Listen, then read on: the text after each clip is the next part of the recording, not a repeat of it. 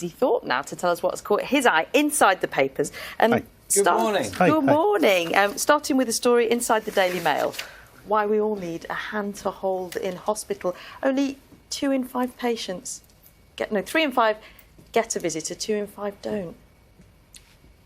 Well, I was looking for happy stories to start with, and it touched me straight away, the headline. So 3 years ago, I was diagnosed with cancer.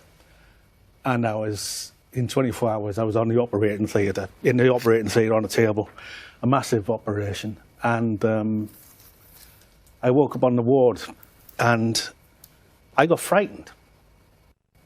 And I suddenly felt I wanted some help, but then I realised if I asked for some help from that person, the nurse, then they will be taken away from the other patient that they could be working with.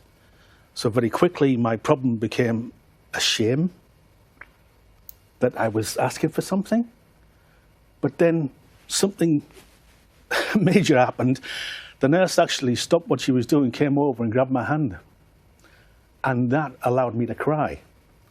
And that crying was more of a relief than the morphine I was squirting into myself to keep the pain away. And what that person talks about in the paper is that it's about the visiting that they look forward to and that human touch and that contact. Well, I'm assuming that in that time you had visitors. I mean, yeah. I'm assuming you have visitors. And the thought of someone being in, I don't know, could have been in your predicament or, and not having that. And not having it, yes. It's huge. It's huge. So if you know somebody, you know, please go and see them. Just that it moment, just takes them a moment. Touch. That's all. And that help I got, it's not in a bottle.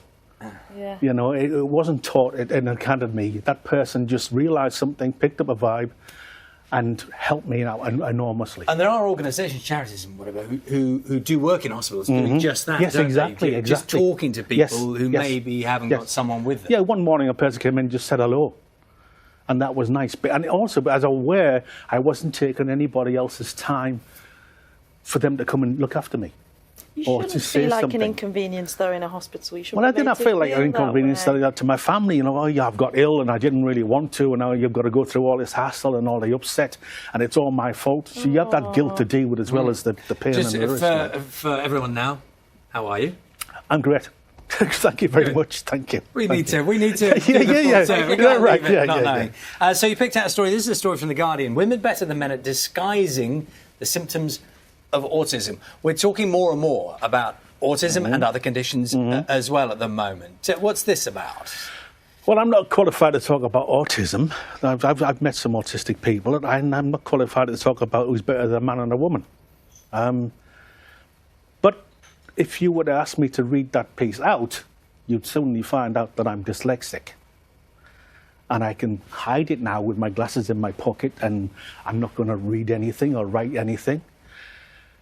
My dread to come here was, because I had a happy experience to come on the television and meet you lot, was as a dyslexic, I'm going to be surrounded by newspapers that might ask me to read something.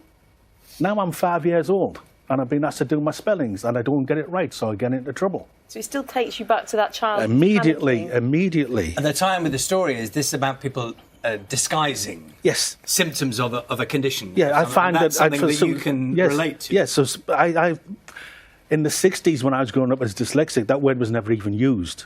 You were lazy or stupid, right? So you got labelled, but you got on with it. Today, looking around your office, for instance, all the computers, I've never turned a computer on. I don't use it. But I imagine that how can you be dyslexic in this world? And what's it going to be when you've got the job and then somebody says, oh, do this, and then you can't, or you do it wrong, and then you get labelled and the prejudice comes into it and you feel weaker, you feel more frightened, you feel more vulnerable, and you felt confident 5 minutes ago.